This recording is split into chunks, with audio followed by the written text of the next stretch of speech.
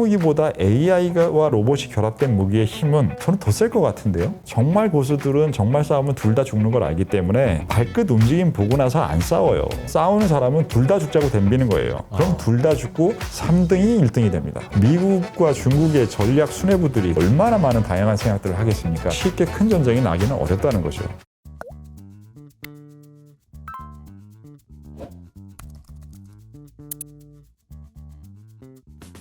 안녕하세요, 이호석입니다. 오늘은 오종태 이사님 나와주셨습니다. 안녕하세요. 안녕하세요. 오랜만입니다. 네, 오종태 이사님 그 새로운 시작을 하셨는데도 계속 오 이사님 이렇게 부르면 된다면서요? 네, 그렇게 하려고요. 네, 오이사 해서 오 이사님 나와주셨습니다. 그 최근에 유튜브 채널을 개설하셔서 오종태의 투자명법. 네. 지금 엄청 잘 되고 있다고. 감사합니다. 네. 저희 효친님들도 많이 가져가지고 구독도 하시고 그런 것 같아요. 그래서 효친 전우님이 아니냐. 그렇죠. 호효친과 전우님을 합치면 효우입니다. 효우. 네, 효우님들. 효우님들도 많이 계시고 그럴 것 같아요. 최근에 이제 그 유튜브 구독자도 많이 늘어났는데 저는 이렇게 채널을 보면서 이 형 이러다 쓰러지겠는데? 이거 괜찮아요? 이게 뭐? 안 괜찮은데요. 안 괜찮아요? 네, 저희 PD님이 네. KBS에서 다큐 찍으시던 PD님이신데 미녀 PD님이신데 악마입니다. 악마예요. 네, 그래서 시키는 대로 해야죠. 그렇군요. 네. 잠깐만, 그때 우리 PD님이 갑자기 그래도 되나 그러면서 쳐다보고 있었어요. 네, 상관없습니다. 저한테도 그렇게 해야 되나 이렇게 생각하신 게 아닌가 싶어서. 그렇죠. 네. 좀 여기도 좀 그냥 악마처럼 좀 대해주세요. 네네네, 알겠습니다. 저희가 알아서 할게요. 네. 어쨌든 새로운 시작하신 거 정말 축하드리고 감사합니다. 채널에 가시면 진짜 좋은 내용들이 많고요. 그래서 아직 모르셨던 분들은 채널에 가셔서 확인해 보시면 좋을 것 같습니다. 그리고 이제 저희는 바로 본론으로 들어갈게요. 삼성전자 오늘도 신저가를 기록했습니다. 가지고 계신 분들이 개인 투자자가 지난 6개월 동안 하락 구간에 많이 사셨기 때문에 개인 분들이 지금 현재 많이 가지고 있는 상태가 당연히 됐습니다. 더 사지는 마십시오, 최소한. 그 가격이 빠진 만큼 물타기를 하려고 하는 게 좀 많이 하시잖아요. 그것은 가격에 빠진 이유가 경기가 왔다 갔다 하고 반도체의 업황이 왔다 갔다 하고 이런 부분 때문에 움직일 때는 싼 가격에 더 사는 게 좋은 전략이 될 수가 있는데 지금은 근원적인 경쟁력과 여러 가지의 문제점들이 많이 있는 상태이기 때문에 삼성전자를 저도 채널에서 여러 번 다뤘어요. 근데 마지막 다룰 때는 시장에서 보는 것보다는 살짝 더 좋게 보자라는 말씀을 드렸는데 왜 그러냐면 주식을 보는 게 매도도 있고 중립도 있고 매수도 있잖아요. 근데 지금은 모든 사람들이 삼성전자에 대해서 다 안 좋은 얘기를 하고 있는 게 사실이기 때문에 맞아요. 플러스 100에서 마이너스 100까지의 범위가 있다라면 의견에 대해서 지금은 거의 마이너스 95라고요. 저는 마이너스 95보다는 마이너스 6, 70을 보자라는 얘기를 드리는 거지 이게 플러스 값으로 해서 0 이상으로 해서 사자라는 얘기를 드리는 게 아니란 말이에요. 그럴 정도로 지금 현재 상황들은 다 저처럼 생각하는 사람이거나 아니면 이제는 대부분의 사람처럼 안 좋게 보는데 이유와 문제는 구조적인 부분이고 그 구조적인 부분은 기술적인 부분과 조직 운영과 리더십에 대한 세 가지 부분이라 이 부분에 대한 검증될 수 있는 내용은 최근에 나온 건 없어요. 최근에 나온 건 하나입니다. 실적 발표할 때 부회장님이 레터를 내신 게 처음이고 그 레터에 많이 진심이 담겨 있는 것으로 저는 읽었는데 그건 의지고 그 의지가 사실로 증명되는 부분은 아직 검증한 게 없어요. 그래서 그 검증하는 것이 나올 때까지 일단은 지금은 지켜보고 응원하고 기다려야 되는 구간인 것 같습니다. 우리에게 너무 중요한 회사고 주식이기 때문에 응원하는데 응원을 지금은 마음으로 해야지 매수로 하는 단계는 아닌 것 같습니다. 응원을 마음으로 하는 방법도 있고 내가 주식을 사가지고 할 수 있는 방법도 있지만 내 돈 들여서 하지 말고 그냥 마음속으로만 응원하자. 이미 많이 응원하면서 매수했어요. 그러니까 추가적으로는 하지 말자. 이런 얘기라고 보시면 되겠습니다. 사실은 지금은 대변혁기라고 할 수 있죠. 이게 삼성전자가 하고 있는 이제 반도체 산업에서 AI 컴퓨팅으로 넘어가는 과정에서 정말 대변혁기라고 할 수 있어요. 이 대변혁기일 때 과거에도 보면 원래 그 전에 진짜 잘했던 애들이 망가지잖아요. 대표적으로 우리가 잘 알고 있는 게 노키아 같은 데고요. 그런 회사들이 이제 망가지는 게 너무 잘해서 그런 거 아닌가. 너무 잘했다는 얘기가 그동안 잘해왔던 것들이 녹아져 있는 것이 조직일 거고. 왜냐면 야 잘했다. 승진시켜줄게 하다가 보니까 맨 위에 보면 옛날에 잘했던 로직으로 잘했던 사람들이 다 자리를 차지하고 있는 거죠. 그렇죠. 그래서 이게 어려운 거 아닌가라는 생각 좀 들어요.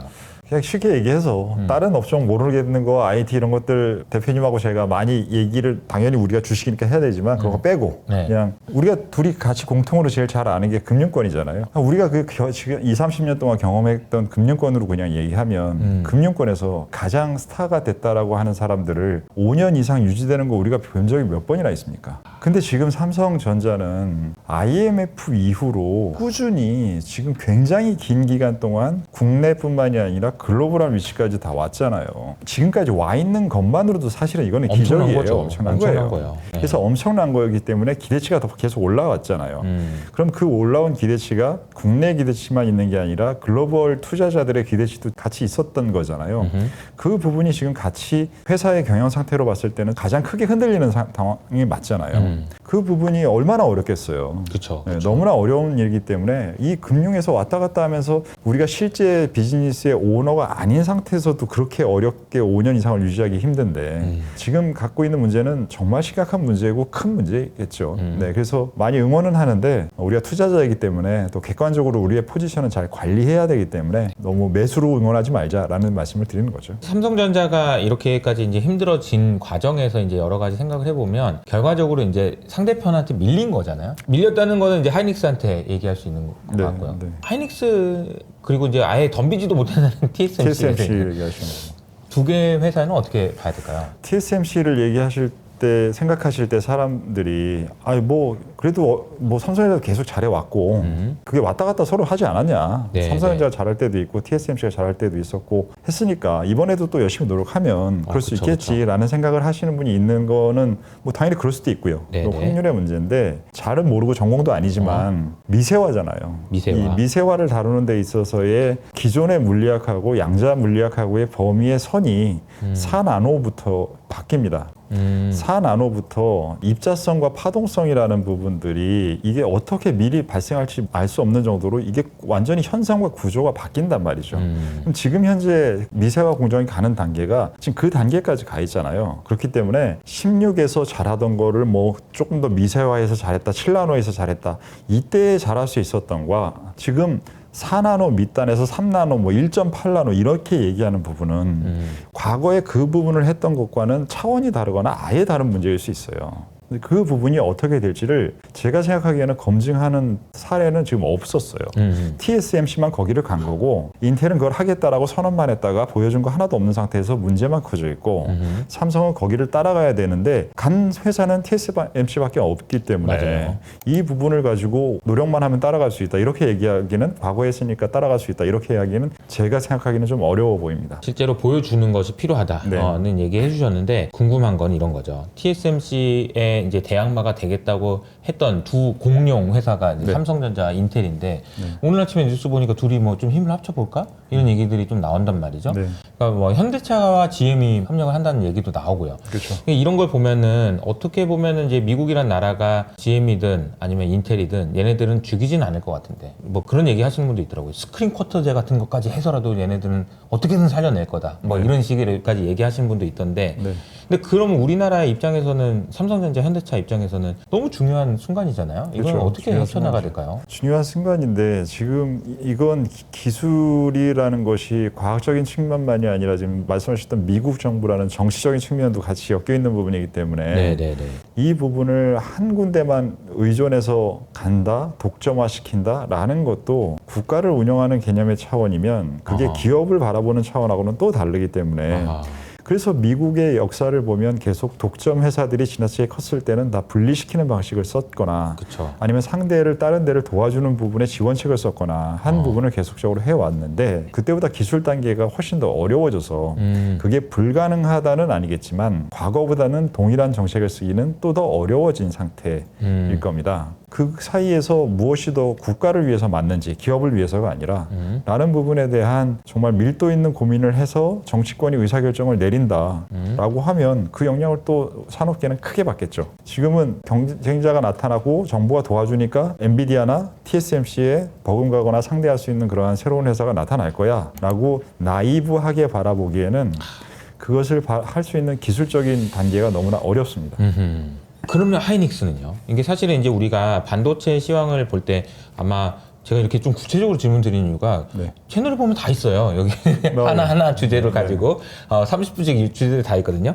하이닉스는 좀 어떻게 봐야 될까요? 이게 지금 우리가 이제 반도체 시장을 어떻게 보는지에 대한 질문이 될 수도 있을 것 같아요. 그렇죠. 네. 그러니까 다행스럽게 하이닉스는 지금 엔비디아와 TSMC와 같이 공생관계를 갖고 있다는 게 네. 너무도 다행스러운 일이죠. 이 세 군데는 생존력과 경쟁력에 있어서는 지금까지 했던 것을 계속 잘하는 상황이 되면 비즈니스적으로는 너무 다행스럽게 괜찮을 거라고 생각됩니다. 네. 근데 문제는 지금 두 번째 우리가 IT맨들이 아니잖아요. 우리 투자자잖아요. 근데 투자자라는 관점에서는 최근에 지난 3개월 정도를 보면 엔비디아의 고객사들보다 엔비디아의 주가가 훨씬 좋아요. 그 전에 3개월에서 6개월 전까지는 엔비디아와 엔비디아의 고객사인 마이크로소프트나 메타나 이런 데들의 네. 주가가 같이 갔는데 지금 가장 최근에는 메타 말고 다른 친구들은 조금 처지고 있거든요. 네. 이 얘기는 전체 시장의 밸류에이션이 올라가니까 그 부분에 대한 부담감을 느끼는 투자자들은 분명히 있을 겁니다. 그래서 그런 사람들이 뭔가의 포트폴리오를 조금 줄이거나 집중화시키거나 그 해당 자기 아이디어에 이런 행동이 나올 때 누군가는 빼고 누군가는 유지하는 결정을 할 텐데 그런 부분에 있어서 한국 주식이 선호도가 과연 우위에 있을까라는 부분에 대해서는 조금 걱정이 돼요. 하이닉스는 살아남는 데는 문제는 없지만 투자의 매력도에서 순위가 떨어진다라고 하면 한국 사람들이 아닌 글로벌 투자자가 더 살 이유가 좀 줄어들지는 혹시 않을까라는 부분들이 전체 시장이 원체 한 5년 동안 많이 올라와 있기 때문에 우려해 볼 수 있는 부분 같습니다. 말씀 주신 동안에 엔비디아만 올라가고 다른 애들은 안 올라가는 현상이 어제 이제 또 이제 시작된 것 같고 엔비디아가 이제 신고가를 가고 있는데 자 그러면 우리가 이제 많은 분들이 제2의 엔비디아 이걸 찾는단 말이에요. 네. 근데 이제 그걸 찾아야 될까요? 아니면 그냥 엔비디아를 그냥 사는 게 맞는 건가요? 네. 지금 우리가 이렇게 첫 질문에서 고민을 한 게 삼성전자랑 인텔을 얘기하면서 이거 역시 그렇게 비슷하게 하기가 너무도 어려라는 얘기를 했는데 그럼 그 너무도 어려운 일을 할 수 있는 회사가 비슷한 업종에서는 나타난다라는 건 우리가 어렵다라는 얘기를 하고 있던 거기 때문에 그쵸. 결론은 이미 거기서 냈다라고 생각되고요. 그래서 제가 최근에 저는 이제 엔비디아를 대체할 수 있는 거는 엔비디아 스스로밖에 없다라는 얘기를 했었는데 그거는 이제 업황에 대한 기술적인 측면이고 만약에 그냥 주식적인 측면에서라고 한다면 지금 현재 미국 시장의 밸류에이션이 22배 근처에 와 있잖아요. 뭐 다른 나라들은 매우 어렵긴 하지만 이럴 때 수익률로 엔비디아를 이길 수 있으려면 아예 중국에서 그렇게 묻혀있다가 다시 튀어 올라오는 애들에서 찾든가 아니면 우리나라에서도 정말 우리나라 말고는 어디서도 찾을 수 없는 주식들이 있잖아요. 딴 데는 없어요. 뭐가 떠오르세요? K-팝과 방산이 있겠죠. K로 시작하는. 그러니까 K죠. K식품. 예. 뭐 등등. K식품이 됐든 K방산이 됐든 K-팝이 됐든 이런 진짜 가짜로 K 붙이는 거 말고요. 진짜. 예, 진짜 K. 예, 거기에서 어떠한 포지션이 필요하다고 했을 때 그런 것들이 더 선호돼서 선택될 수 있는 확률이 있지. 기술주 안에서는 엔비디아를 비슷한 기술 안에서는 대체하기는 어려울 것 같습니다. 그렇기 때문에 양자물리학 관련된 아이온큐 같은 회사들이 최근에 다시 이제 조금 관심을 받는 것 같은데 이게 정말 관심을 받는 건지 아니면 시장 끝단에는 항상 꿈을 쫓는 주식들이 마지막에 튀어오르잖아요. 맞아요. 그거를 하고 있는지는 아직은 저는 어느 쪽이라고 정확하게 구분하기 어렵습니다. 그러면 엔비디아는 엔비디아 말고 대체할 게 없다는 걸로 대체하고 북한이 이제 얼마 전에 러시아에 이제 뭐 파병을 한다 이런 얘기도 나오고요. 그러다 보니까 이걸 어떻게 해석해야 되나 이런 고민들이 좀 든단 말이죠. 이게 그냥 관심도 높고 말고 할 문제가 아니라 이게 정말 사람의 생명과 사람의 고통이 왔다 갔다 거리는 일이잖아요. 그러니까요. 이게 우리가 아무리 투자를 하는 사람들이지만 우리가 투자에 앞서 우리의 삶을 살아가는 사람들인데 남이 죽는 걸 가지고 기뻐할 수는 없죠. 맞아요. 물론 우리가 투자 행위는 같이 중립적으로 해야 되니까 그 안에서 뭔가 투자를 하겠지만 웃으면서 저는 이런 얘기 다루고 싶지 않고요. 북한이 그렇게 갈 수 있었다라는 부분이 러시아에 갔다라는 것은 러시아라는 것이 지역 패권에 전보다 굉장히 힘이 세졌다라는 부분을 나타내는 현상이라고 생각합니다. 지역 패권에. 지역 패권에. 왜 그러냐면 기존에는 미국이 모든 곳을 컨트롤하면서 이러한 행위를 하지 못하도록 보이는 곳에서 안 보이는 곳에서 막았을 텐데 네. 이것을 그럴 수 없어진 상황이 된 것이고 그런 현상이 발생하게 나타나는 것.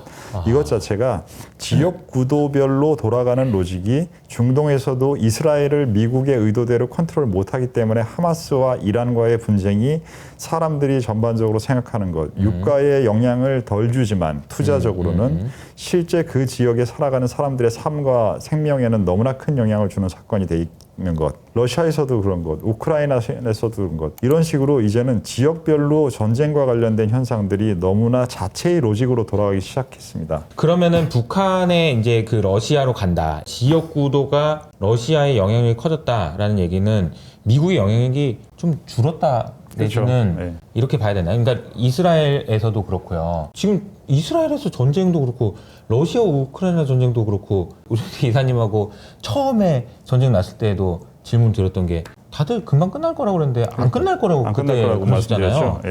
근데 그게 진짜 현실화될지 몰랐는데 벌써 지금 2년, 3년째 지금 됐습니다. 계속 이러고 있는 상황이 된단 말이죠. 그러면 우리는 이게 전쟁이라는 게 과거에는 그런 거는 없는 거 아닌가라는 생각이 여기서 또 한 번, 저기서 또 한 번 계속 이런 상황이 되는 건가요? 그러면 이제? 그럴 확률이 과거보다는 일단 늘었고요. 그 부분에 대한 게임이 잘 끝이 안 나요. 왜 그러냐면 지금은 모든 그 지역에 있는 사람들의 힘이 자체적인 게임이 끝나는 게 아니라 밖에서 다른 국가, 더 힘이 센 국가와의 연계된 이해관계, 그리고 나가 있는 뭐 이슬람이면 이슬람이 한 국가가 아니라 여러 군데 있잖아요. 그러한 그 종교적인, 민족적인 이러한 이해관계들이 밖에서도 에너지들을 서로 주고받기 때문에 하나의 지속 가능한 버틸 수 있는 힘도 커졌단 말이에요. 과거보다. 한쪽이 압도적으로 강해야 게임이 끝나잖아요. 그런데 이 부분에 약한 쪽을 지원해주는 또 다른 것들의 이유들과 상황들과 관계들이 있단 말이에요.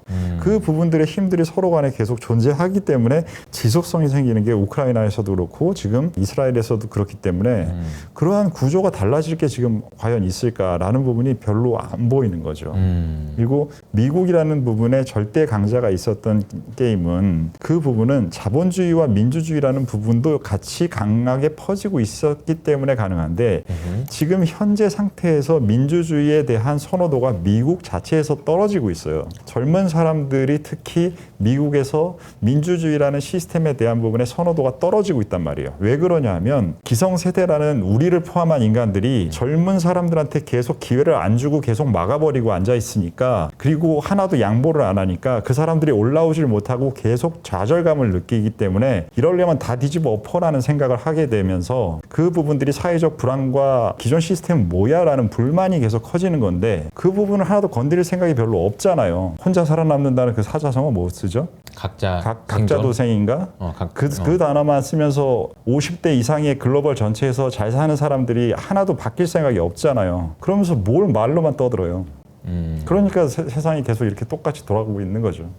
젊은 사람들한테 기회를 줘야 되고 젊은 사람들이 정치권에서 30대, 40대들이 목소리를 더 내야 되고 그 사람들이 자기의 목소리와 더 훨씬 더 좋은 교육 받았잖아요. 그렇게 해서 더 좋은 교육 받은 부분들을 잘 표현하고 행동으로 옮겨야 됩니다. 그거 아니고선 방법 없습니다. 이게 참 미국에서도 그렇고 나이 드신 분들 입장에서도 뭐 그냥 이해는 되는 게 내가 기회를 안 주려고 한 게 아니고 그럼 나는 죽으라는 거냐 뭐 이런 생각을 하시는 것 같고 죽으라는 게 아니라 그러니까 같이 살자는 생각을 해야죠. 뭔가 기회를 주는 건 어떻게 기회를 줘야 되는지도 모르겠고 뭐 젊은 사람들이라고 해서 뭐 좀 뭐 정치적인 목소리를 내거나 그럴 시간도 없고 의지도 없고 막 이게 뭐 총체적인 난국 아닌가 뭐 이런 생각도 좀 드는데 분명히 지난 30년 사이에 우리가 전 세계에 먹고 살 만한 사람들의 이 생존 연령이 많이 늘어났잖아요. 그렇죠. 그 부분도 분명히 저도 마찬가지고 저도 50대지만 예전에 태어났을 때는 전 60, 70에 죽을 줄 알았단 말이에요. 그렇죠. 근데 지금 보니까 아직 한참 남았단 말이에요. 그리고 나서 지금 50대 지금 직장에서 잘려요. 불안하단 말이에요. 아이들은 키워야 되고 더 키우고 그쵸. 아이들을 키워야 되는데 이 아이들은 불안하고 힘든 상태에서 뭐 할지도 못 찾고 앉아 있어요. 자기 자식들이. 이런 상태에 있기 때문에 나는 이 상황을 나는 어떻게 하고 이제 저 자식들은 어떻게 해야지 힘들어요. 근데 이 힘든 부분들을 예전의 방식으로 안 해결되면 새로운 방식을 같이 찾아야 되는데 예전에 똑같은 방식만 계속 주장하면서 나는 각자 도생 나는 살아야 돼 하고 있는 게 힘이 안 된다고요. 해결이 안 된다고요. 그러니까 해결이 그렇죠. 안 되기 때문에 지혜를 서로 모아야 된다고요. 그 지혜를 모으는 방법들을 만들어서 툴을 만들고 모임을 만들고 해서 그 사람들이 서로 갈 수 있는 지속 가능한 지혜를 나눠야 된다고요. 그거 하려고 하시는 부분이 이효석 대표님도 있지 않나요? 제가 지혜가 많이 필요한 것 같습니다. 네.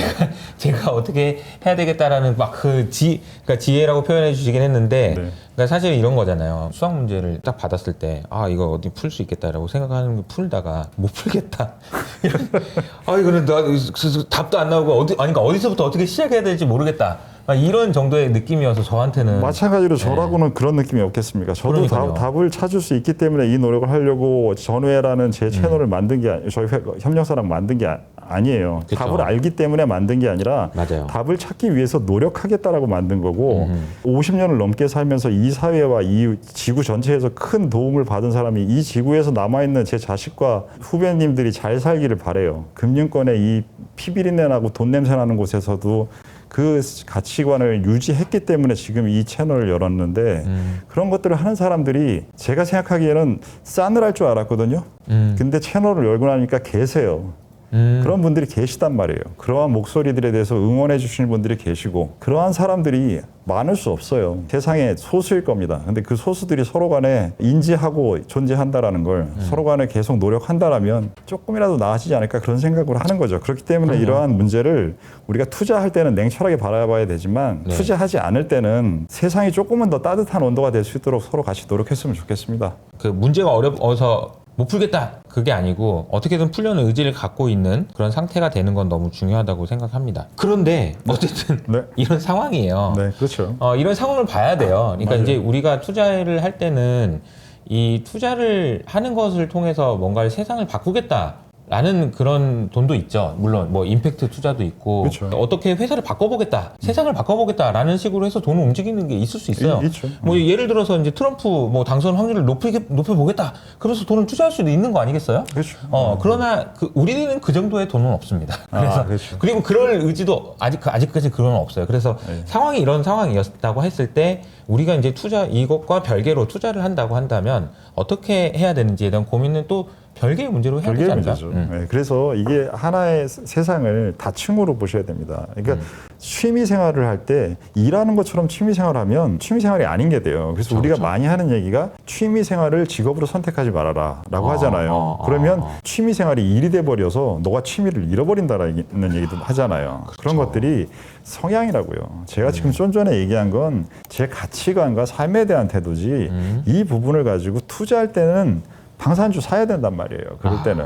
그러니까 그거는 그 부분에 성향에 맞는 사람을 구성하고 있는 삶의 방식이 일과 취미와 자기의 가치를 추구할 때가 공통적인 부분도 있지만 다른 부분이 있는 부분들은 잘 구분해서 해야죠. 제가 그런 생각들을 너무나 사람들이 많이 얘기 안 하기 때문에 그냥 답답해서 한번 얘기한 거죠. 뭐. 네. 그런데 방산주는 사긴 사야 된다. 네, 지금 앞으로도 갖고는 이제 있어야 되는 주식이죠. 이런 이제 움직임들이 계속되고 있기 때문에 채널에서 보니까 방산 그리고 이제 그 보안 관련해서 네. 그 재밌는 게 팔란티어를 소개를 해주셨더라고요. 네, 네, 네. 혹시 요거 관련해서 조금 더 해주실 얘기가 있을까요? 아니면은 팔란티어도 좋고 아니면 방산주 중에서 이 주식에 대해서는 좀 관심 갖고 싶다. 뭐 이런 얘기를. 요약해서 말씀을 드리자면 우리나라 종목들 중에서는 이미 그 선호도랑 중요도를 시가총액이 반영하고 있습니다. 주가가 이미 예전에로 따지면 삼성전자나 하이닉스 같은 그러한 그냥 전쟁과 관련되지 않은 업종은 누군가 더 잘할 수 있고 못하고 있는 것이 시가총액 차이보다는 뒤집힐 확률이 예를 들어서 그게 50%라고 한다면 방산산업에서 그게 뒤집힐 확률은 5%밖에 안 돼요. 왜 그러냐면 이거는 다 정해져 있고 허가를 받아야 되고 기술적인 부분에 대해서 접근하기 어려운 것들, 보안 이런 부분들이 훨씬 크기 때문에 시가총액의 순서가 바뀌지 않을 확률이 높아서 이 업종들 내에서 시가총액이 낮은 소형주의 기대 수익률이 더 높을 수도 있다라는 우리가 일반적으로 많이 하는 얘기 중에 하나인 그런 전략을 쓰시면 안 좋을 것 같아요. 알파를 이제 추구하기 위해서 많이 가고 시가총액이 큰 거 말고 작은 거에서 찾는 것보다는 그냥 이 순위가 유지될 가능성이 높으니. 그렇죠. 뭐 예를 들면 방산 산업 자체의 특징인 거죠. 그렇죠. 천궁을 만드는데 천궁 부품주 사지 말란 얘기예요. 그냥 천궁 만드는 주식을 사라는 거죠. 네네네. 네. 무슨 말인지 알겠습니다. 네, 그런 중요한 포인트인 것 같아요. 네, 그러한 포인트로 접근을 한다고 생각하고 국내 같은 경우에. 국내 같은 경우에는 해외는 지금 뭐 로키드 마틴 말고는 별로 다른 이렇게 딱 어떻게 떠오르는 회사들 자체도 없어요. 그냥 이 실제 무기를 만드는 곳은. 네네. 그렇기 때문에 그걸 하느냐 마느냐의 문제지 고민할 부분도 없는 것 같고요.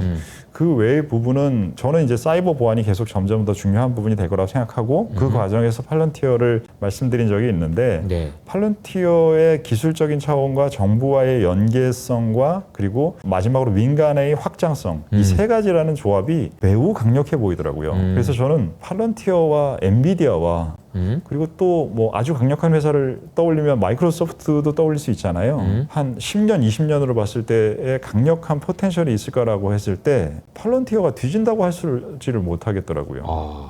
왜냐하면 그 영역 자체의 확장성이라는 부분이 팔런티어는 그 온톨로지라는 그 개념을 얘기하는 것이 저걸 또 누가 할 수 있을까라는 생각이 들 정도로 그들이 갖고 있는 그림이 큽니다. 제가 이제 큰 그림을 좋아하는 사람이잖아요. 맞아요. 근데 제가 생각하는 그림으로 팔런티어의 그림을 다 이렇게 잡지를 못하겠더라고요. 그 사람들이 그리고 있는 그림을. 오이사님도 잡지 못할 정도로 큰 그림을 큰 그림을 그리는 것 같습니다. 요즘에 저는 이제 꿈이 큰 사람이 중요하다. 이래서 저도 이제 꿈을 키우려고 노력을 많이 하고 있긴 한데. 그러셔야죠. 근데 잠을 좀 많이 자십시오. 잠을 많이 자야 꿈을 꾸니까. 꾸니까. 그러니까요. 근데 잠이 좀 부족한 것 같기도 하고요.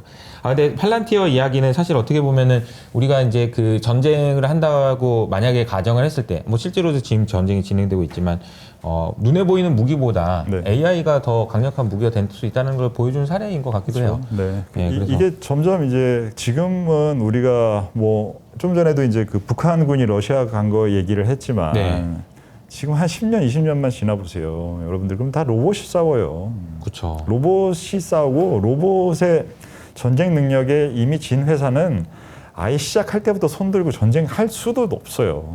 그러한 사회에서는 국가들 간에 지금 갖고 있는 글로벌 정치 경제 환경이 많이 또 달라질 겁니다. 실질적으로 예전에는 가서 식민지를 삼아야 돼서 우리도 일본의 식민지를 안타깝게 생활을 했고 여러 가지 그런 상황을 했고 영국은 해가 지지 않는 나라로 해서 전 세계에서 가장 식민지를 넓게 가졌고 네. 지금 선진국인 캐나다조차도 영국의 식민지였잖아요. 하지만 과거에 그러한 물리적인 식민지가 아니라 지금은 기술적인 부분에 의한 식민지화가 이미 진행이 되고 있고 그 부분이 과거의 방식과 새로운 방식이 아직은 왔다 갔다 거리고 있는 전환기에 있을 거라고요. 그것이 진짜로 이제는 로봇을 통한 AI와 결합된 부분에 의한 전투력까지 확인이 되는 상황이 된다라고 하면 우리나라에서도 다행히 LIG 넥스원 같은 경우가 그런 영역의 일을 하고 있잖아요. 네네네. 인수를 해서. 그러한 회사들의 중요도가 더 커질 거라고요. 그렇게 되는 순간이 그렇게 뭘까요? 일단 최소한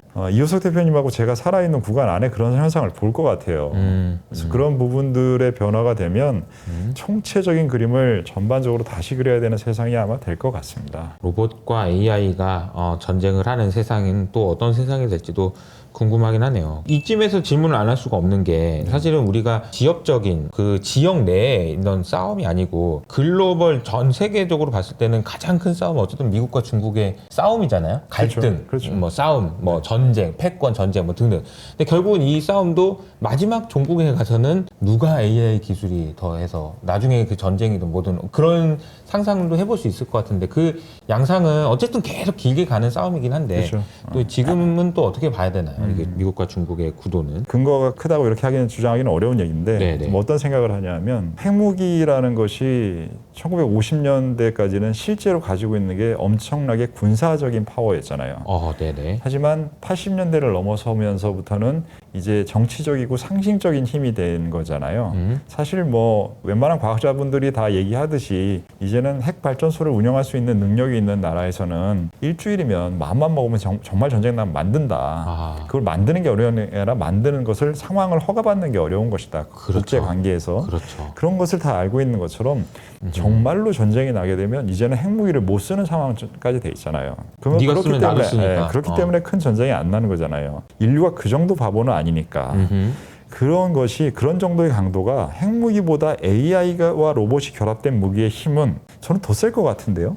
핵무기만큼? 그러면 그 부분을 갖고 있는 나라의 힘은 굉장히 세겠지만 그걸 실제로 활용할 수 있는 것과 그것을 갖고 있다라는 개념은 다를 것 같아요. 그럼 핵무기도 못 쓰는데 AI로 해서 딴 애들은 다 죽이고 이 나라만 다시 살아가지고는 뭐 간다? 이렇게 결정을 한다? 그렇게까지 뛰어난 기술을 갖고 있는 회사가 회사가 아니라 국가가? 뭐 그럴 수도 있죠. 그럴 수도 있는데 그 확률을 여태까지 인류가 이렇게까지 왔는데 다시 인류의 역사를 굉장히 거꾸로 가면서 리더의 자리에 있는 한 개 혹은 두 개의 국가가 그 길을 간다라고 하는 것보다는 그 기술력을 가지고 서로 싸우는 것으로 정말 고수들은 정말 싸우면 둘 다 죽는 걸 알기 때문에 그쵸. 발끝 움직임 보고 나서 안 싸워요. 발끝 움직임 보고 나서 싸우는 사람은 둘 다 죽자고 덤비는 거예요. 그럼 둘 다 죽고 3등이 1등이 됩니다. 미국과 중국이 과연 그거를 모를 리가 없잖아요. 지금 발가락 열심히 움직이고 있는 건가요? 미국과 중국이? 그렇죠. 서로 간에 AI 뭐 하면서 뭐 발가락 움직이고 있는 거죠. 서로 보고 있는 거고. 그리고 당연히 지금은 미국은 10발가락 움직이고 얘는 지금 한두 발가락 움직이고 있겠죠. 실질적으로는. 하지만 싸움의 대상은 어차피 미중밖에 없는 거잖아요. 그쵸. 그러면 걔네들이 진짜 붙으면서 전 세계를 다 망가뜨리든가 아니면 전 세계를 다 망가뜨리지 않으면 지네 둘이 뒤지든가 그러고 나면 독일이나 카나다 뭐 어디 나라들은 되게 땡큐 하면서 뭐 인도도 그때 뭐 나도 올라오고 있었어 뭐 그러겠죠. 그러면 이제 춘추전국 시대 되는 거죠. 그러한 것들을 뻔히 아는 상황에서 제 머리에서도 지금 이 정도 상상이 되는데 네. 미국과 중국의 전략 수뇌부들이 도대체 얼마나 많은 다양한 생각들을 하겠습니까? 그쵸. 그렇기 때문에 사람들이 이렇게 시장에서 이렇게 요란 떨고 떠드는 것처럼 전쟁 나면 어쩌고저쩌고 떠드는 것처럼 쉽게 큰 전쟁이 나기는 어렵다는 거죠. 그러네요. 국지전들은 계속 길어지지만 2년 전에 우크라이나 전쟁은 그렇게 사람들이 생각하는 것보다 안 끝나고 10년은 갈 것입니다라고 네. 저는 말씀을 드린 거고요. 지금도 중동 관련된 부분에 글로벌 정치에서의 중요성은 떨어졌지만 그 지역의 분쟁의 지속성은 오래 갈 수 있을 것 같아요. 하지만 그게 전체 지구 그리고 우리나라에 주는 영향은 전보다는 줄어들 것 같습니다. 희망을 갖고 살아야지 전쟁 나서 다 죽을 것 같다고 살면서 투자는 뭐하러 하고 있어요. 그러니까요. 이게 네. 좀 쉽지 않은 이야기였던 것 같습니다. 이게 전쟁이라는 주제를 가지고 이야기를 해보면 혹은 이제 갈등, 뭐 지정학 리스크 뭐 이런 식으로 표현을 많이 하는데 그 얘기를 가지고 우리가 뭐 상상도 해보고 고민도 해보고 대비도 하고 뭐 이렇긴 한데 또 투자는 또 다르게 대응해야 된다는 그럼요. 닫힌 구조로 해야 된다는 이야기까지 좀 들어봤습니다. 마지막 주제로 넘어가서 네. 우리 이제 2025년이에요. 2025년은 우리가 어떤 생각으로 좀 투자를 하면 좋을까요? 올해는 그냥 엔비디아였던 것 같아요. 다시 또 이제 10월인데 네. 또 어제 기준으로 신고가 갔으니까 또 이제 엔비디아인 것 같아. 그러면 이제 이게 이 흐름이 계속될까부터 시작해서 내년에 어떻게 봐야 될까요? 저는 그 흐름을 물론 이제 잘 아시겠지만 저는 복잡계 구조로 생각하는 사람이라 솔직히 말해서 일주일 이상에 대한 예측 가능성이 있다고 생각하지 않는 사람입니다. 네네. 그럼에도 이제 불구하고 이 방식으로 예전에 생각하고 말하는 것을 알고 있으니까 그거에 맞춰서 지금 말하는 것일 뿐이고요. 근데 그렇게 해서 생각을 해보면 제가 생각하기에는 미국의 지금 현재 이 강력한 흐름을 막을 수 있는 건 다른 데서 뭐가 나타나서가 아니라 미국 안에서 미국의 문제가 돼서 미국이 안 좋아지면서 글로벌 전체 시장이 안 좋아지는 것이 확률이 제일 높을 것 같아요. 다른 나라의 미국 이슈가 예외주를 아니라. 깰 수 있는 건 미국밖에 없다. 이거네요. 그러니까 엔비디아를 깰 수 있는 건 엔비디아밖에 없다라는 것처럼. 엔비디아 실수하지 않으면 안 된다. 네, 그것처럼 미국을 깰 수 있는 건 미국 안에 이슈밖에 없을 것 같고요. 네. 그 이슈는 당연히 모든 사람들이 지금은 잘 알고 있거나 기억 안 했다가 왔다 갔다 거리고 있는 부채 이슈일 수밖에 없을 것 같아요.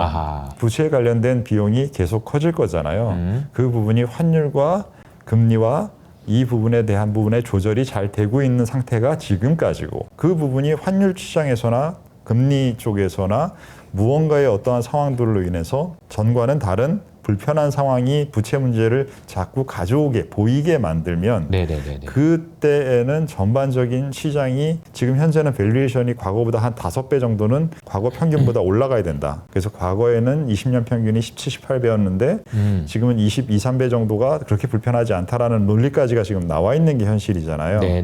그 논리에 대한 부분들의 역논리를 만들 수 있는 부분들이 있을 수도 있지 않을까. 그것은 미국 내부의 문제, 미국 내부에는 부채 문제가 아닐까 싶습니다. 부채 문제가 이제 이슈가 되려면 이제 이슈가 될 수 있는 타이밍을 저도 고민해 보면 결국은 부채 한도 이슈가 불거지기. 그러니까 부채 한도를 다시 이야기하기로 한 날짜가 내년 1월이라서 얘기를 하긴 해야 되거든요. 그러니까 이 얘기를 이제 뭐 저도 미리 이제 충격받지 말라고 미리 좀 얘기를 하고 있어요. 36조까지 갔어요. 이제 거의. 예. 근데 부채 한도는 32조인데 네. 어떻게 하려고 4조가 더 썼어요. 뭐 얘기를 꺼내긴 꺼내야 되냐는 얘기 안 하기로 했거든. 그래서 그때가 아닐까 뭐 이런 생각도 좀 들어서 뭐 대선을 전후로 대선은 지나고 나겠죠. 대선 그러니까 내년 1월 달까지는 얘기하지 말자고 했던 것도 네. 지금 지나놓고 생각해보면 대선 때 뭐 부채 한도 가지고 얘기하고 있건 좀 모양이 빠지니까 대선 끝나고 하자 이런 얘기가 아니었을까 싶어요. 네. 그래서 결국 우리의 대선 얘기도 안 할 수 없고 네. 그 연결 좀 해서 생각해 본다면 어떨까요? 예. 이건 네, 제가 일종의 미리 고백하는데 약간 광고인데요. 네네. 제가 지금 강의를 준비하고 있잖아요. 네네. 강의의 초기 영상을 6개를 찍고 있는데 네네. 그 영상의 두 번째 편에 지금 말씀하신 질문에 대한 설명을 다 넣어놨습니다. 네네네. 알겠습니다. 그래서 지금 효신, 네. 저 그 전우님들도 네. 그렇고 효치님들도 오종태 이사님께서 지금 강의를 하나 만들어놨거든요. 만들고 있죠. 네. 댓글로 이제 참고하시면 좋을 것 같고요. 감사합니다. 그래서 이 편에 제가 넣어놨는데 어제 만들어서 찍었기 때문에 네네네. 그래서 이 포인트를 말씀을 드리면 부채 한도 안 늘린 적 있습니까? 없죠. 네네. 그럼 앞으로는 안 늘릴 경우가 있을 거라고 이 대표님은 생각하십니까? 저는 가능하다고 생각합니다. 가능하다. 없애버리면 되니까. 안 늘리는 거지. 그렇죠. 없애버려. 한도 없애버려. 그렇죠. 그럼 안 늘려도 되잖아. 그렇죠. 안 늘려도 되는 거죠. 그래서 말씀하신 대로 이 돈이라는 개념에 있어서 우리 역사상 존재했던 국가들 중에서 강대국 중에서 부채를 자기 스스로 그만 찍어서 그 나라가 약해진 적은 역사상 없습니다. 돈이라는 개념이 우리가 대차대조법을 보면 자산이 왼쪽에 있고 부채와 자본이 오른쪽에 있잖아요. 네네. 그걸 사람들이 지금 많은 학자들은 이것을 자산이라는 개념으로 돈을 이해하기 시작했어요. 출발점이 자산이다. 근데 이걸 출발점이 부채라고 볼 수 있어요. 왜냐하면 중앙은행에서 찍는 순간에 돈이 생기는 거잖아요. 그렇죠. 동시에 생겼는데 동시에 생기고 어떤 사람은 이걸 자산이라고 보면서 해석하는 것과 네네네. 반대쪽에 있는 사람은 부채로서 해석할 수 있겠죠. 어느 쪽을 보느냐에 따라서 이건 완전히 다른 개념이 돼버려요. 그렇기 때문에 이게 너무 뭐가 많아서 문제가 된다? 그럼 자산 많다고 문제가 됩니까? 아니죠. 그럼 네. 그 얘기는 반대편에 부채가 있는데 그쵸. 부채 많다고 문제가 됩니까? 그것을 유지할 수 있냐 아니냐 때문에 문제가 되는 것이지 그렇죠. 그 규모 때문에 문제가 되는 것은 그거는 되게 순진한 생각이죠. 그건 신경 쓸 필요 없는 겁니다. 신경 쓸 필요 없다. 미국의 그 부채를 글로벌 전체 사회가 인정을 해주느냐 아니냐가 중요한 것이지 지금은 인정을 해주고 있는 것이죠. 그렇기 때문에 최근 들어서 올해 들어와서 여러분들이 예전보다 미국 금리에 더 많이 신경을 많이 쓰면서 투자를 하기 때문에 입찰을 할 때마다 해외에서 입찰에 얼마나 참여했다더라 라는 것들을 매우 중요하게 언론에서 얘기하는 걸 보고 계실 거예요. 맞아요. 바로 그 부분이 그게 과연 유지되고 있느냐 아니냐를 계속 확인하고 있는 그러한 뉴스 플로우인 것이죠. 그렇죠. 그래서 저는 이제 그것도 사실은 미국에 국채에 투자하시는 분들이라면 생각을 하시면서 투자하셔야 된다고 그렇죠. 보는 게 네. 아니 옛날처럼 경기 침체 오면은 국채 사요 이게 아니고 아니죠.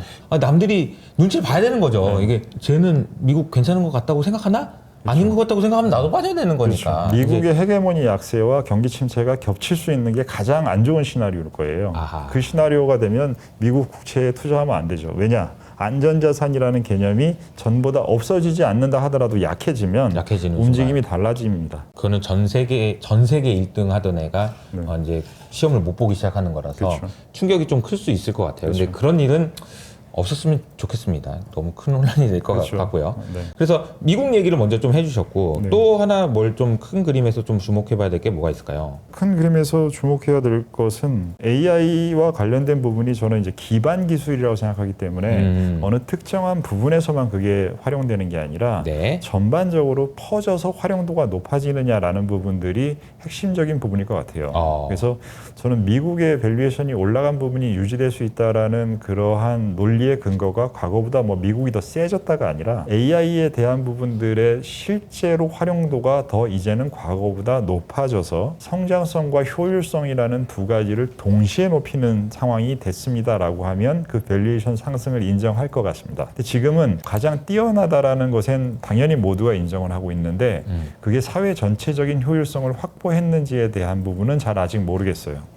그 부분까지 검증이 되면 전체 시장과 글로벌 전체에 대한 부분 그리고 그 기술이 우리나라를 비롯해서 다른 나라로 잘 퍼져준다면 그 부분은 굉장히 좋은 쪽으로 작용할 수 있겠죠. 이게 너무 중요한 그런 개념이긴 한데 네. 아직까지 우리가 AI를 가지고 진짜 뭐가 바뀌었냐 그러면은 잘 쓰는 사람은 쓰는 것 같은데 아직까지는 잘 모르겠잖아요. 그래서 그렇죠. 저는 뭐 최소한 하루에 한 5개 정도는 질문을 주고받고 받지는 않죠. 그죠? AI가 저한테 질문도 합니까? 안 하죠? 네. 우리가 하는 거죠. 그렇죠. 그래서 하루에 한 5개 정도는 계속 써보는데 아마 50대가 넘은 사람 중에서 AI를 하루에 5개 정도씩 쓰는 사람은 극히 드물 거예요. 아, 그 정도가요? 지금 한 30대 분들, 40대 분들이 많이 쓰지 않을까요? 그래서 비슷한 동년배 분들도 이런 것들 계속 써보셔야 됩니다. 그래야 이러한 흐름에 대한 판단과 투자 판단에 우리가 해본 것과 안 해본 것 달라요. K-팝도 들으셔야 돼요. 그 트로트 요즘 많이 대세지만 트로트 들으시고 K-팝도 들으십시오. 그러셔야 됩니다. 알겠습니다. 그러면 미국이 이제 예외주의가 빠질 거냐 아니냐, 그래서 이제 부채 문제가 어떻게 될 건지에 대한 판단, 그리고 이제 AI가 나중에 어떻게 될 것 같은지, 그리고 이제 그렇게 본다면 그게 이제 중요한 팩터라면 우리가 좀 주목해서 봐야 되는 섹터라고 해야 되나요? 뭐 종목이어도 좋고요. 어떤 걸 좀 보면 좋을까요? 일단 지난 3년 정도 이렇게 그 가격들의 움직임을 보시면 굉장히 재미있는 것 중에 하나는 뭐냐면 3년이기 때문에 가격의 움직임이 등락이 되게 커요. 전쟁이 들어가기 때문에 유가도 엄청나게 올랐다가 다시 빠졌죠. 맞아. 저보다 더 잘 아시는 코인 쪽 시장도 굉장히 많이 올랐다 빠졌다를 한 2-3번 했죠. 벌써 그렇죠. 3년이면. 그 상황에서 굉장히 그렇게 큰 움직임들이 많은데 일관적으로 지속적으로 올라간 게 미국 주식시장하고 금이에요. 그러니까 미국 주식시장이라는 위험자산과 골드라는 안전자산이 두 개의 궤적이 비슷해요. 그렇기 때문에 예전에는 좋을 때는 다 좋아졌다가 안 좋을 때는 다 나빠졌다가 하는 식으로 움직였는데 지금은 좋은 것과 안 좋은 것과 변동성이 큰 것이 공존을 합니다. 그 현상이 지난 3년 동안 발생을 했는데 앞으로 3년, 앞으로 30년은 안 그럴 것 같으세요? 제가 생각하기에는 이 부분은 구조의 변화이기 때문에 앞으로도 그럴 것 같습니다. 그래서 예전에는 미국이 안 돼? 그럼 중국도 안 되고 한국도 안 되고 일본도 안 되고 시장 다 안 돼. 그리고 다시 미국이 돼? 그럼 이제 다른 데들도 다 따라서 다 돼. 이런 식이었단 말이에요. 맞아요. 근데 지금은 중국 안 되다가 이제 되기 시작하잖아요. 되는 데와 안 되는 데에 대한 부분을 잘 골라야 돼요. 그래서 시간이란 개념의 흐름이거나 선호도에 대한 것이 연결되어 있는 걸 시차를 두고 따라가는 게 아니라 어떤 한 순간에 이게 매력도가 올라가고 있는지 떨어지고 있는지에 대한 그 부분을 봐야 됩니다. 그 부분이 앞으로의 투자 상황에서의 많이 바뀐 부분이라고 생각하고요. 이러한 그 움직임의 방식은 제가 주장하고 있는 그 복잡계의 방식입니다. 그리고 여기서 우리한테 제가 최근에는 좀 관심이 드는 것은 엔터 산업이 좀 눈에 들어와요. 여러 가지 이유에 있어서. 그러면 리스크는 뭐가 있을까요? 리스크요. 말씀드렸던 미국 관련된 그 부채 문제는 말씀을 드렸으니까 그 부분을 제외하면 우리나라 시장을 기준으로 말씀하시는 거예요? 아니면 글로벌 시장? 글로벌도 그렇고. 근데 우리나라는 리스크를 얘기하기에는 너무 안 좋아서 이미 더 안 좋아질 리스크가 있나 싶기도 한데요. 어쨌든 국내든 뭐 그러니까 우리나라는 존재의 이유를 찾아야 될 것 같아요. 이런. 이게 그 시장에서의 투자자한테의 존재의 이유죠. 글로벌 투자자한테. 왜 그러냐면 미중 분쟁이 시작되고 나서는 중국에 대한 노출도가 높은 나라라는 이유에서 마이너스 값이 생겼잖아요. 지금은 다시 중국이 좋아진다 하더라도 중국이 이제는 내수 관련된 부분을 키우면서 자체적으로 돌아가는 부분이 클 겁니다. 왜냐하면 일본과 비슷하다는 얘기 많이 하시잖아요. 그러면 일본과 비슷하다는 얘기를 할 때 자기가 보고 싶은 건 뭐지 말고 전체를 봐야죠. 일본과 비슷해져서 쟤네들은 마탱이 갔어가 아니라 일본과 비슷해졌지만 차이점은 뭐냐면 일본은 자체 내수가 자기가 1억 명이 된다라는 생각에서 우리가 스스로 이길 수 있다라는 생각을 처음에는 짰어요. 근데 그렇기에는 충분치가 않았고 생각대로 안 된 거죠. 하지만 중국은 15억 명이라는 구조잖아요. 그 상태에서 지난 10년, 30년 동안 자체적으로 돌아갈 수 있는 것을 글로벌에 보여준 것과 안 보여준 것과 남의 거를 갖다가 뺏긴 것과 여러 가지들이 조합되어 있단 말이에요. 그러한 부분들이 자체로 돌아가기 시작하는 쪽을 만들려고 할 겁니다. 일본이나 우리나라에서 안 됐다고 저기서 안 된다라고 얘기하기 어려워요. 너무 규모가 다른 문제이기 때문에 그거밖에 사실은 제가 생각하기에는 중국은 나아질 수 있는 방법도 짜기 어렵습니다. 라고 하면 그쪽에서의 뭔가 안 좋은 건 다 반영돼 있고 이제 뭔가를 하겠다라고 요이 땅을 미국이 금리 낮추는 시점에 타이밍 맞춰가지고 이제 시작했죠. 아주 세상이 돌아가는 법과 자기네 시스템이 아닌 방법이 하는 것까지 이해한 상태에서 타이밍까지 보면서 들어오고 있단 말이에요. 그럼 그러한 행동들이 이게 5,000년이 돌아간 나라인데 그러한 나라에서 이런 식으로 시작을 했단 말이에요. 라는 부분은 단순히 이게 잠깐 저러다 말겠지라는 것은 서양 서양의 언론은 계속 그렇게 얘기할 거예요. 왜냐하면 쟤네가 적인데 적이 제대로 될 거라고 블룸버그랑 파이낸셜 타임즈에서 떠들어 줄 것 같아요. 순진한 생각 좀 그만하시고 그런 거 안 합니다. 그렇기 때문에 진짜로 그 안에 들어갈 수 있는 거를 해석을 해내야죠. 한국은 존재의 이유를 찾아야 된다는 얘기가 제가 막 이렇게 했던 이유가 그러게요. 존재의 이유가 있나 싶을 정도로 그러니까 이제 이런 거죠. 코스피라는 주식시장이 존재해야 되는 이유는 뭐냐라고 생각해 보면 이 안에서 자금 조달을 하고 주식시장을 통해서 사람들이 부를 또 창출하고 등등이 여러 가지 긍정적인 이유가 있어야 되는데 그런 이유를 찾아야 될 정도로 해외 투자자들 입장에 보기에는 너무 그게 이제 사실 올해 너무나 반영이 돼서 그렇죠. 수익률로 보면 너무 처참하잖아요. 그러니까 이제 우리는 5% 정도 빠졌는데 전 세계에서 주가가 빠진 데가 거의 없을 정도니까. 전체 시장으로는 그런데 우리 업종 내에서도 존재의 이유는 바이오는 커졌어요. 삼성전자를 빼면 올랐어요. 그렇죠. 또. 네. 그래서 우리가 볼 수 있는 부분들이 없지는 않아요. 그래서 나라 전체로도 우리는 미국과 중국이라는 사이에 있다라는 게 바뀌지 않을 거잖아요. 앞으로도. 그렇죠. 근데 그 사이에서 줄타기를 잘해야 돼요. 한쪽으로만 쏠리는 게 아니라 줄타기를 잘해야 되는 거죠. 균형감이라는 것을 확보하느냐가 중요하고요. 그게 정치가 됐든 경제가 됐든 개인의 삶이 됐든. 그래서 그 부분을 잘 확보하는 부분. 그래서 우리는 중국도 알고 미국도 알고 한국도 알아야 됩니다. 어려운 거예요. 이거 당연하죠. 힘이 없는 나라에서 태어났는데 눈치를 잘 봐야죠. 눈치 잘 봐야죠. 왜 눈치를 안 보고 살려고 그래요? 네, 그러면서 미국하고 중국 애들이 얼마나 건방지게 생각하겠어요. 그러니까 어떻게 잘 살아요? 매력도가 높아지는 그런 자산이나 네. 타이밍에 대한 고민들까지 하면서 2025년을 투자해야 되겠구나 이런 생각이 듭니다. 복잡계의 입장에서 2025년을 바라봤을 때 이제 뭐 몇 가지 키워드를 얘기해 주셨는데 미국이라는 나라가 계속 될 것이냐라는 질문에 대해서 스스로 넘어지지 않으면 계속 간다는 얘기도 너무 와닿고 거기에서 이제 핵심이 되는 거는 AI가 진짜로 어느 정도로 세상에 이게 실제 세상에 들어오느냐 네. 이런 얘기도 너무 중요한 얘기인 것 같고요. 그리고 과거랑은 다르게 움직이는 그런 구조들, 그러니까 뭐 위험자산은 위험자산, 아무튼 뭐 이거 왜 이래 이런 분위기 우리가 체득하지 않고 과거의 방식대로만 계속 이해한다 그러면은 투자를 잘 성공하기가 좀 어려운 그런 구조가 된 것 같아요. 저희가 이제 눈치라고 표현하긴 했지만 예민하고 기민하게 하다 보면 또 2025년에도 성공적인 투자를 할 수 있지 않을까라는 생각이 좀 들고요. 구체적인 내용을 알고 싶다라고 생각하시는 분은 우리 오 이사님께서 열으신 첫 번째로 연 강의잖아요. 그렇죠. 네. 그러니까 첫 번째로 연 강의 또 얼마나 또 소중해요. 그래서 그 내용까지 참고해 보시면 좋을 것 같습니다. 자, 그러면 오늘 이제 여기서 마무리하려고 하는데요. 오늘 오랜만에 또 저희 채널에 나와주셨고 네. 다른 채널은 많이 안 나가시는 것 같은데 저희 채널 또 나와주셨는데 또 끝으로 한 말씀 해주신다면 어떤 얘기를?